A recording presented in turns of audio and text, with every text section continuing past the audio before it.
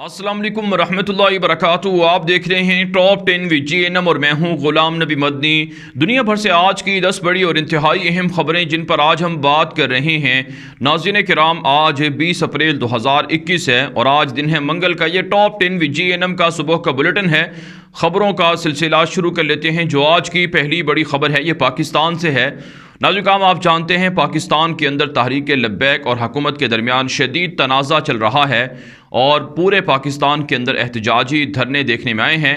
लेकिन अब मुज़ाकरात के ज़रिए से मामलात को हल करने पर इत्तिफाक हो चुका है। मुज़ाकरात के कई राउंड कामयाब हो चुके हैं। तहरीक लब्बैक के मुतालबात को मान लिया गया है और फ़्रांसीसी सफ़ीर को मुल्क बदर करने, फ़्रांस के साथ पाकिस्तान के ताल्लुकात ख़त्म करने के हवाले से कौमी असम्बली के अंदर बाकायदा बिल पेश किया जा रहा है जिसमें अवाम के नुमाइंदों से राय ली जाएगी।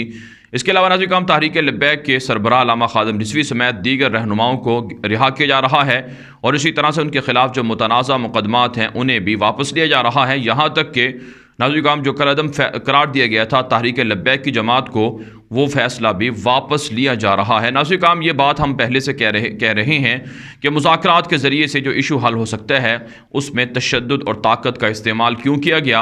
आखिर कौन अहमक लोग थे जिन्होंने मशवरा दिया कि फायरिंग की जाए, मुसल्लह कार्रवाई की जाए। इससे दोनों तरफ का नुकसान हुआ है। वतन अजीज़ की दुनिया भर के अंदर जो साख है वो मुतासर हुई है।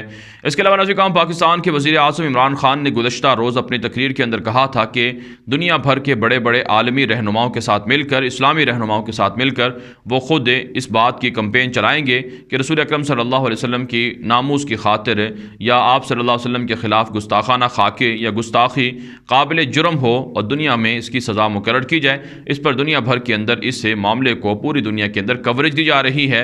अच्छी बात है। नाज़रीन किराम, पाकिस्तान इस मामले को लीड कर सकता है और उम्मत मुस्लिमा की क़यादत का हक़ भी यकीनन पाकिस्तान ही के पास है। बारह नाज़रीन किराम, आगे बढ़ लेते हैं। जो आज की दूसरी बड़ी खबर है ये पाकिस्तान, भारत और मुत्तहिदा अरब इमारात से है। नाज़रीन किराम, आप जानते हैं पाकिस्तान के वज़ीर ख़ारजा शाह महमूद कुरैशी दौरा UAE में मौजूद हैं।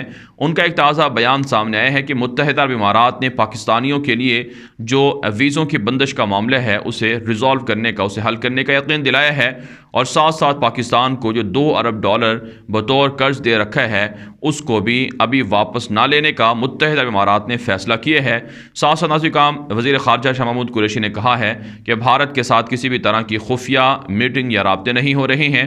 लेकिन नाज़रीन किराम, हकीकत यह है कि भारत और पाकिस्तान के दरमियान मुत्तहिदा अरब इमारात के अंदर सीक्रेट राबते चल रहे हैं, मुज़ाकरात हो रहे हैं ताल्लुकात की बहाली के लिए और UAE इसमें सालिसी कर रहा है। लेकिन नाज़रीन किराम, पाकिस्तान की अवाम उस वक्त तक भारत को कबूल नहीं करेंगे जब तक कि भारत कश्मीर के अंदर मुतनाज़ा इक़दामात को वापस ना ले ले। इसके अलावा नाज़रीन किराम, एक और ख़बर सामने आ रही है कि पाकिस्तान को अमेरिका की जानिब से जो क्लाइमेट के हवाले से समिट हो रही है, वर्चुअल समिट, जिसमें दुनिया के 40 से ज़ायद ममालिक शरीक हो रहे हैं, उस क्लाइमेट समिट के अंदर पाकिस्तान को भी बिलाखिर दावत दे दी गई है।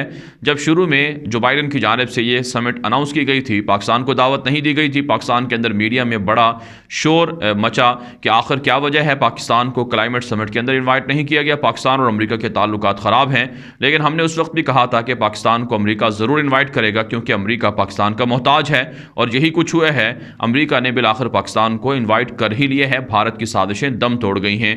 बारह नाज़रीन किराम, आगे बढ़ लेते हैं। जो आज की तीसरी बड़ी खबर है ये अफ़गानिस्तान के मामलात के हवाले से है।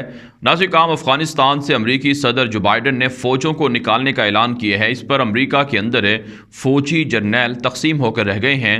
जो रिटायर फ़ौजी अफसरान हैं वो ये कहते हैं कि अमरीकी सदर जो बाइडन का फ़ैसला दुरुस्त है, लेकिन मौजूदा पेंटागन के कई बड़े जर्नैल जो बाइडन के इस फैसले की मुखालफत कर रहे हैं कि आखिर अमरीका अपनी फ़ौजें अफ़गानिस्तान से क्यों निकाल रहा है। इस हवाले से नाज़रीन किराम, वाशिंगटन पोस्ट के अंदर और इसी तरह से न्यूयॉर्क टाइम्स के अंदर और दीगर बड़े जो आलमी ज़राए इब्लाग हैं उनमें रिपोर्टें छप रही हैं कि बिल्कुल जो बाइडन का फ़ैसला दुरुस्त है। अमरीका मज़ीद इस जंग के अंदर अपनी तबाही और बर्बादी नहीं कर सकता है। दूसरी जानब नाज़रीन किराम, इत्तलात सामने आ रही हैं कि अफ़गान तालिबान और काबुल फोर्सेस में झड़पें भी जारी हैं।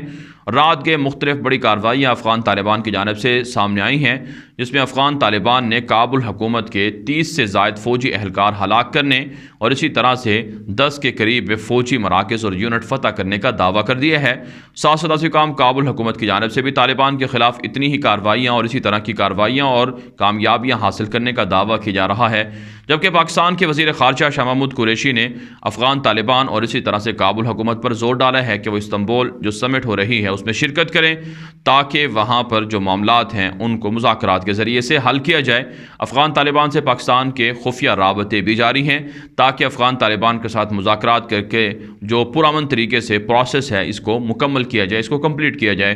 ناظرین کام آگے بڑھ لیتے ہیں جو آج کی چوتھی بڑی خبر ہے، یہ ناظرین کام چائنا اور بھارت کی لڑائی کے حوالے سے ہے۔ ناظرین کام چائنا کا ایک مشہور اخبار ہے جو چائنا کی ملٹری پیپلز لبریشن آرمی کے حوالے سے رپورٹنگ کرتا ہے، اس نے ایک رپورٹ جاری کی ہے کہ چائنا نے لانگ رینج راکٹ لانچر یہ بھارت کی سرحدوں پر ڈپلائی کرنا شروع کر دیے ہیں، متعین کرنا شروع کر دیے ہیں، جس کا مطلب یہ ہے کہ چائنا بھارتی علاقوں پر کنٹرول حاصل کر رہا ہے۔ بھارت کے ساتھ چین کے حالات اب بہتر نہیں ہوئے ہیں۔ جو ڈس انگیجمنٹ کا دعویٰ بھارتی میڈیا کی جانب سے سامنے آیا تھا وہ جھوٹا دعویٰ ہے۔ چائنا اب بھی بھارتی علاقوں میں موجود ہے، بھارتی علاقوں پر قبضہ کر رہا ہے، تبھی تو وہاں پر بڑے بڑے جو اسلحے ہیں یا بڑے بڑے ہتھیار ہیں یا جدید ایڈوانس ٹیکنالوجی ہے وہ انسٹال کی جا رہی ہے۔ ناظرین کام آگے بڑھ لیتے ہیں جو آج کی پانچویں بڑی خبر ہے، یہ مقبوضہ کشمیر سے ہے۔ ناظرین کام مقبوضہ کشمیر کے اندر ہے، رمضان المبارک کے اندر بھی بھارتی فوج کی درندگی سامنے آ رہی ہے۔ رات گئے بھارتی فوج کی جانب سے مقبوضہ کشمیر کا علاقہ شوپیاں ہے جہاں پر سرچ آپریشن کے نام پر، فیک انکاؤنٹر کے نام پر مزید 4 کشمیریوں کو شہید کر دیا گیا ہے۔ اس حوالے سے ناظرین کام اطلاعات سامنے آ رہی ہیں کہ شوپیاں کے علاقے میں مجاہدین اور بھارتی فوج میں شدید جھڑپیں بھی ہوئی ہیں۔ بھارتی فوج کے بھی 3 اہلکار ہلاک ہوئے ہیں جبکہ 8 اہلکاروں کے زخمی ہونے کی اطلاعات سامنے آ رہی ہیں، اور اسی طرح سے مجاہدین کے بھی کئی اہلکار زخمی اور کئی شہید ہو چکے ہیں۔ لیکن ناظرین کام حقیقت یہ ہے کہ بھارتی فوج جو مظالم کر رہی ہے، ان مظالم پر پاکستان کو خاموش نہیں رہنا چاہیے، پاکستان کو بھارت کو تسلیم نہیں کرنا چاہیے، نہ ہی تعلقات بنانے چاہیے، بلکہ بھارت کے خلاف کشمیریوں کا ساتھ دینا چاہیے، اور کشمیریوں کی جو تحریک ہے، موومنٹ ہے غزوہ ہند کی، آزادی کی، جدوجہد کی، جہاد کی، اسے سراہنا چاہیے، اسے سپورٹ کرنا چاہیے، اور کشمیریوں کو بھی اس مہم کا حصہ بننا چاہیے۔ آگے بڑھنے کا جو آج کی چھٹی بڑی خبر ہے، یہ ناظرین کام شام سے ہے۔ ایک بڑی خبر سامنے آ رہی ہے کہ شام کے اندر روسی طیاروں نے بمباری کر دی ہے، جس کے نتیجے میں 200 سے زائد لوگ شامی مسلمان شہید کر دیے گئے ہیں۔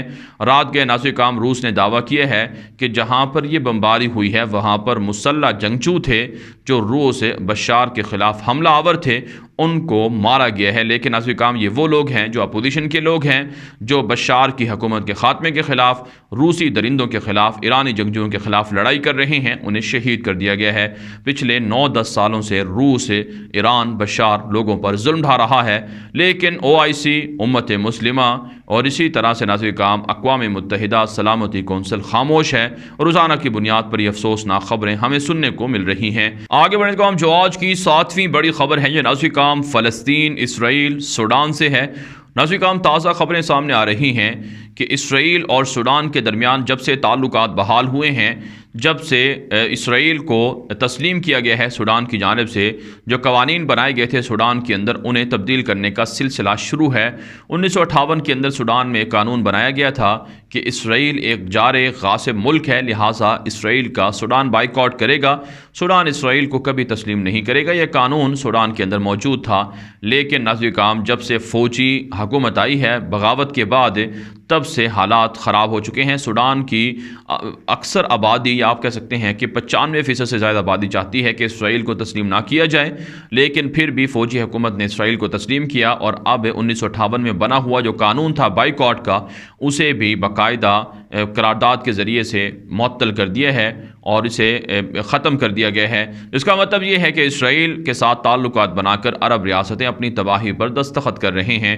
اس کے علاوہ ناظرین کرام ایک اور بڑی خبر سامنے آ رہی ہے کہ اسرائیل کی جانب سے اعلان کیا جا رہا ہے کہ سوئز کینال کی بلاکیج کے بعد، سوئز کینال کی بندش کے بعد، اب اسرائیل کو غور و فکر کرنا چاہیے کہ اسرائیل نہر سوئز کے متبادل کے طور پر جو خلیج عقبہ ہے اس کو اس طرح سے اس کو توڑے یا اس کے اندر سے نہر بنائے سوئز کنال کی طرح، تاکہ وہ بحر متوسط کے ساتھ مل جائے اور مصر پر ڈپینڈ نہ ہو۔ اس کا مطلب ناظرین کام یہ ہے کہ جو مصر کے ساتھ معاملہ پیش آیا تھا کہ ایک بڑے دیوہیکل کنٹینر پھنس گیا تھا نہر سوئز کے اندر گزشتہ ہفتے، اور اس سے کنٹینر کے پھنسنے کی وجہ سے کافی نقصان ہوا تھا، کہا جاتا ہے $4 ارب سے زائد کا نقصان ہوا ہے، عالمی تجارت رک گئی تھی۔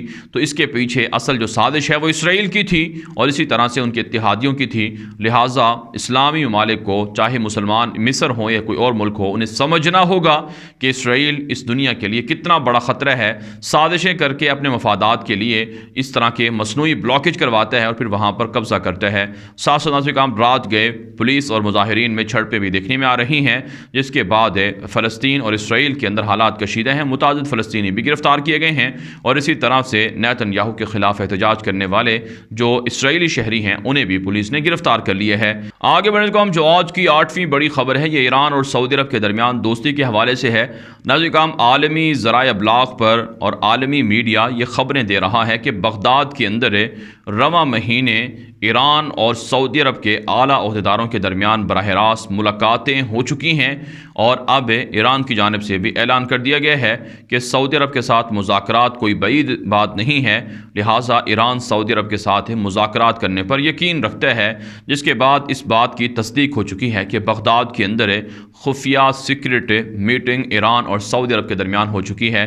ناظرین کرام، اچھی بات ہے، باہمی اختلافات کو دور کر کے ایک ہونا چاہیے، لیکن سوال یہاں پر یہ بنتا ہے کہ جو گزشتہ 4-5 سالوں سے لڑائی تھی، اس لڑائی سے جو نقصان ہوئے ہے اس کا ازالہ کیسے ممکن ہے؟ ایران کی جانب سے حوثیوں کے ذریعے سے سعودی عرب پر حملے ہوئے، جس میں عام لوگ بھی مارے گئے اور سعودی عرب کا کافی نقصان بھی ہوا، اور اسی طرح سے ایران کے خلاف سعودی عرب نے بھی کافی کمپین چلائی، اور ایران کے خلاف پابندیاں لگانے کے لیے عالمی طاقتوں کے ساتھ مل کر سعودی عرب نے کافی پریشر ڈالے رکھا ایران کی حکومت پر۔